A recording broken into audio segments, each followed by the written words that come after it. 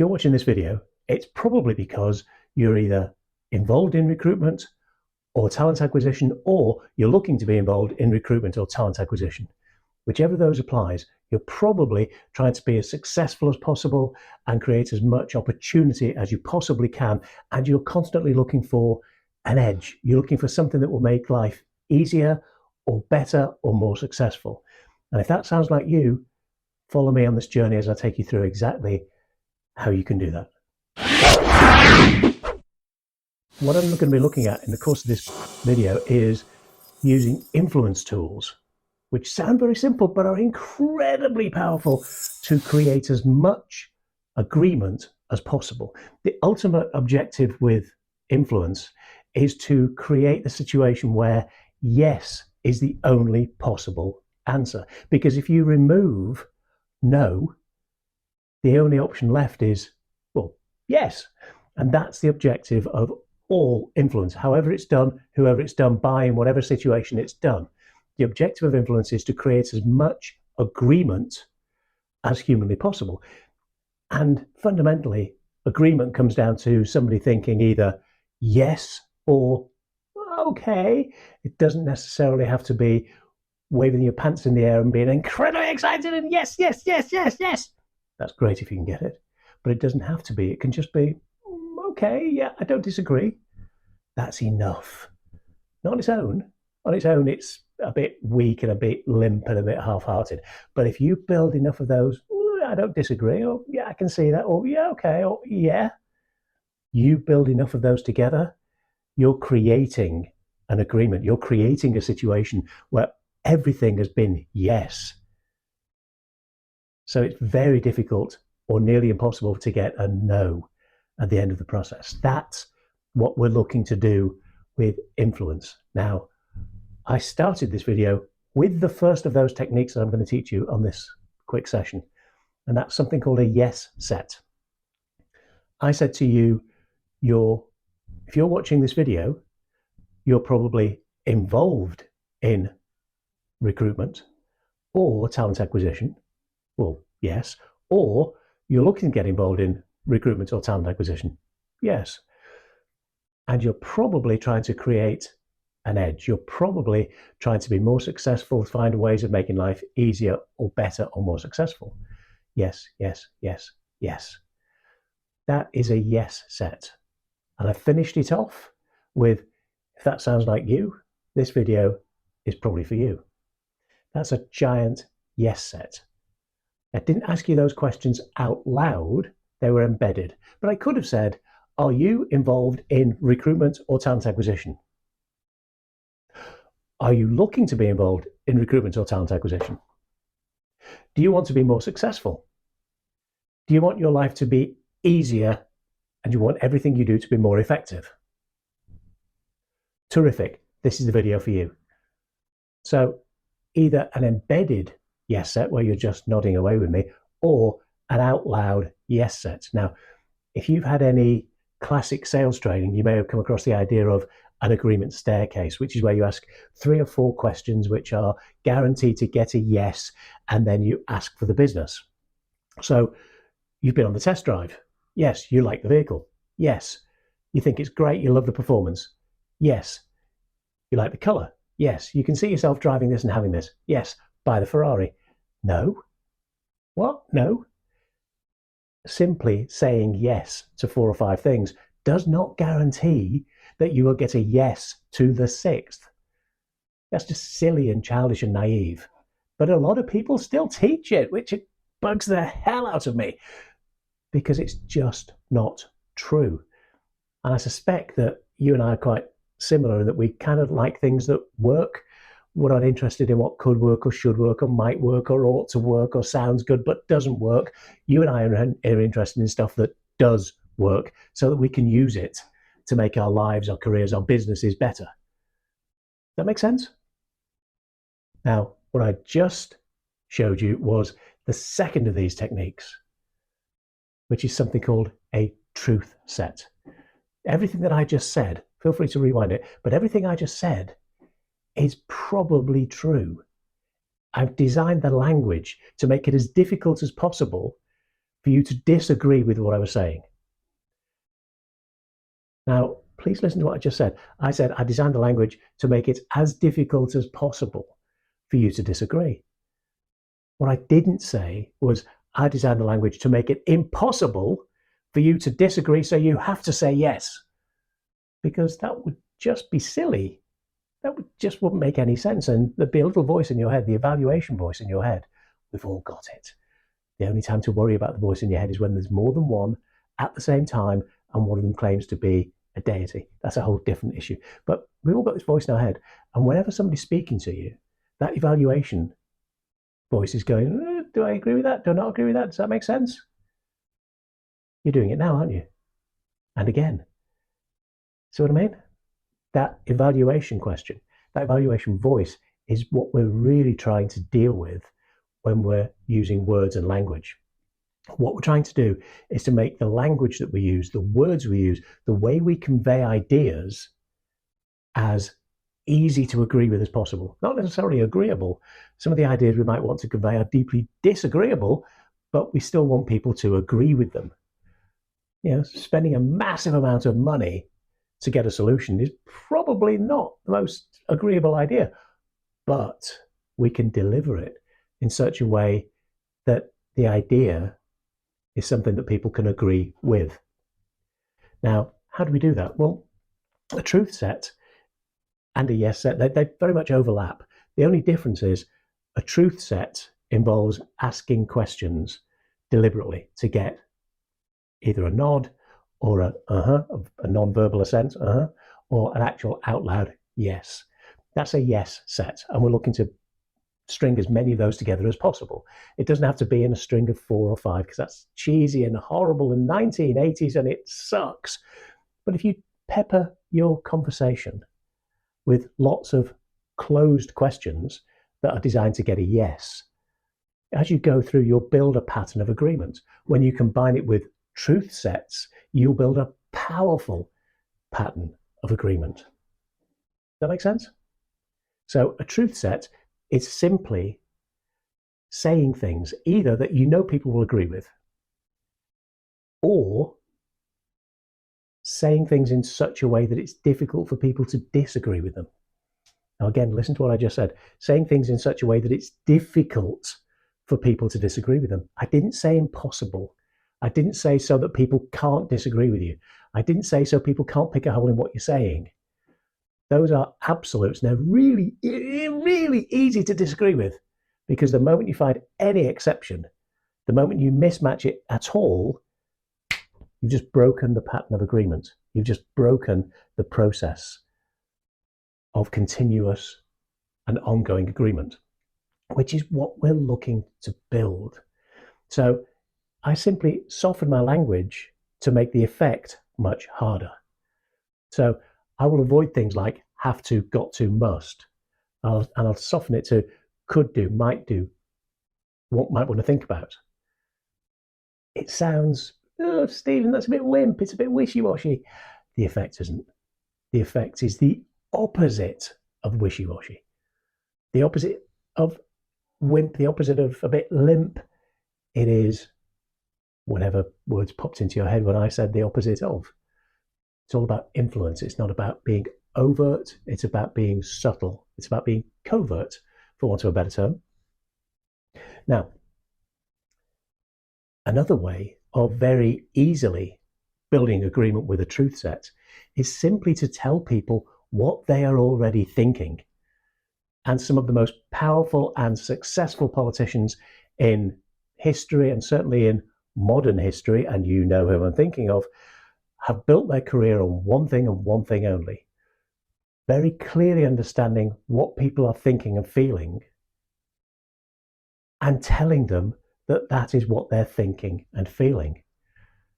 If people are feeling downtrodden, neglected, left behind, and patronized, and you say to them, you're feeling let down, betrayed, left behind, patronized by all those elites. If you're serious about making a success of recruitment and building as much revenue and wealth as possible, you're going to be looking for the Billings Accelerator. There's a link below. It's a 7-video program, downloads and tools available, gives you all of the key strategies you need to make a success out of your recruitment desk, your recruitment career, or your entire recruitment business. Click the link below. Special discount available for YouTube viewers. Take advantage of it right away. The people that you're talking with will go, yeah, I am. Because all you're doing is telling them what they already believe, what they already know to be true. So when you stack together, replaying back to somebody what they already believe, what they already regard as being true, and then you make a suggestion, you're feeling downtrodden, you're feeling left behind, you're feeling neglected, you're feeling hard done to, you're feeling like you're patronized by these elites. I hold the solution for you. No, Stephen, that's too simplistic. That wouldn't work. That wouldn't. Oh, yeah. Because when you repeat that message and you keep telling people what they believe and you keep giving them a simple action to get out of that situation, whatever it may be, that's how influence comes about. So a yes set, asking closed questions, because closed questions aren't bad and open questions aren't good. Depends what you do with them. So asking closed questions deliberately to get a yes, that's good.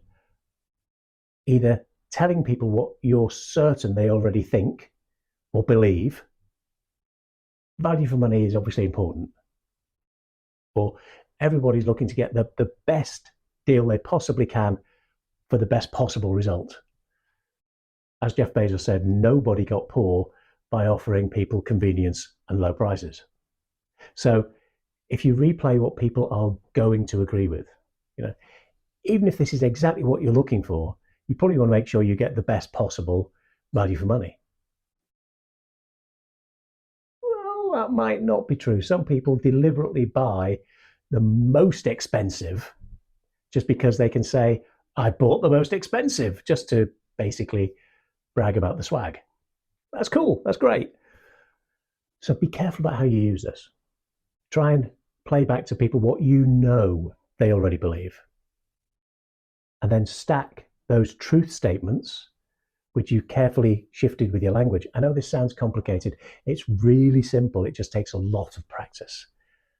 And the easiest way to practice it is either like this on the camera, get the phone out and record yourself, or do it live and watch the reactions. But you've got to be conscious about it until you've practiced it so much that it's unconscious. So yes sets, truth sets build massive amounts of agreement. The easiest truth set you will ever get the chance to use is a summary. If you summarize back what's happened, the history of the account, for example, you summarize back somebody's career, you summarize back the kind of process that's gone on so far, you summarize back what somebody's said, you summarize back what somebody's done, by definition, the internal voice that goes, is that true? Yeah, that's true. Oh, that's true. Oh, that's true. Yeah, that's true. Oh, yeah, that's true. Yeah. If I summarize back what you've said and done, if I summarize back what I've said and done, if I summarize back what they've said and done, well, it must be true because it's true. I don't mean, by the way, trying to get clever with the paraphrasing and, trying to put a little spin on things and present what should have happened or could have happened or might have happened. I mean, actually summarizing back what has happened, what was said, what actually went on.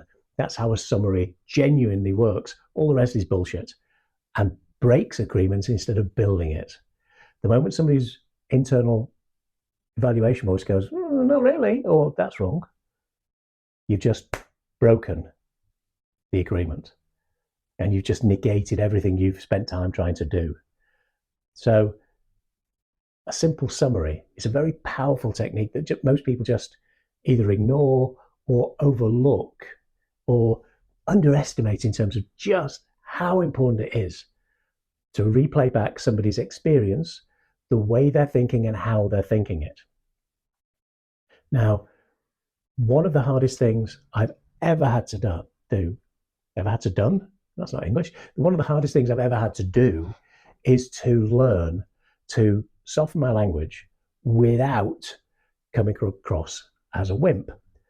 There's two reasons. The first is if you soften your language too much, you sound a bit, oh, I don't mean to bother you. Oh, I don't mean to create any hassle for you. On the other hand, personally, I know this is difficult to believe, but if I'm not careful, I can come across as an arrogant arse. I use arse because I'm English. So if I'm not careful, I come across an arrogant ass. Hard to believe. I know, but it's true. So I've learned to soften my language without softening the point I'm making, without softening what I'm trying to say, without softening what I'm getting across to somebody. So I'd introduce words like trying. Well, hang on, that's a wimpy Weasley word. No, it's not. It accepts that I will try to, but I might not always succeed. So it gives me a behavioral get-out clause. So if I say, I always deliver my language in such a way that it's impossible to disagree with. Well, that's just stupid and that's ridiculous and you didn't. Okay. If I say, I try to deliver as much of my language as possible in such a way that it's really difficult to disagree with, I've got so many get-out clauses built into that delivery. I always try to deliver my language in such a way that it's as difficult to disagree with as possible. Then that makes it easy for you to agree. If you can't disagree, then by definition, you agree. Simple as. Does that make sense? Which is the last of the techniques. If you watch this video a second time, please watch this video a second time and add any comments down below just after you've liked and followed. If you replay the video, you'll find me asking a lot of what's called a tag question. Does that make sense? Is that okay? Does that seem reasonable? Are you with me? That good? Okay? Yeah. And what I will typically do is use a truth set, deliver stuff that you're very likely to agree with and very unlikely to disagree with. You're spotting what I'm doing now.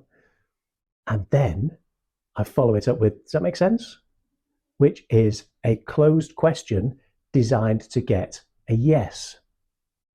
It doesn't have to be, yes, I agree with it. It doesn't have to be a full-on Tony Robbins unleash the power within. Yes. It can just be, yeah, no, okay, no. It can even be an internal voice going, well, I don't disagree with you. That's enough. Now, you already know that if I stack enough yes questions together, it becomes a yes set. So if I simply use truth sets, and I deliver the message in such a way that you are very likely to agree with it, and every so often I finish a point with, does that make sense? Are you with me? Does that sound good? Is that okay? Yeah. What I'm trying to create through the course of our conversation is this noddy dog effect. Because if I can create the noddy dog effect, it doesn't have to be this pronounced, by the way. But if I can create, okay, yeah, I'm with you. Yeah, makes sense. Yeah, okay, yeah, fair enough. If I can create enough of that from the hello through to the close at the end, I've created a pattern of influence. And that pattern of influence is the entire game. Everything that I'm trying to teach you ever is about trying to build a pattern of influence.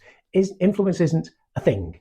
It's not a thing that you do. It's not a technique. It's not even really a collection of techniques. It's a process that starts from the first hello and ends when the relationship dies. That entire communication between you and another person, or between you and people, is about building a pattern of influence. We are always building a pattern of influence. The question is it a good one or a bad one? Because people are always assessing, forming opinions, judging. I'd love to say they weren't. Trust me, I'd love to say that people weren't, but they are. Let's just accept it. And all of these tools I'm trying to communicate as clearly as possible, See what I'm doing? Oops, dear, your technique showing. All of them are about trying to create a very deliberate pattern of influence where you view me in a particular way. I can't guarantee it, but I can do my best to play the odds. I'm not a gambler. I don't do the lottery, which I regard as a tax on poor people. I don't do the lottery. I don't play the casinos, largely because I'm not allowed in them anymore. But what I do believe in is odds. I do believe in stacking the odds in my favor, which is why I'm not allowed in casinos anymore, because you've probably seen this in the movies, the idea of card counting. Now, card counting as it's presented in the movies is, incredibly smart people with brains the size of small planets doing incredibly complicated stuff on whiteboards. And, no. If you can do addition and subtraction, you can count cards. It's really not very complicated. If you can do those two things and you can walk and chew gum at the same time, you can do some version of card counting. So I tried card counting. I was pretty decent at it.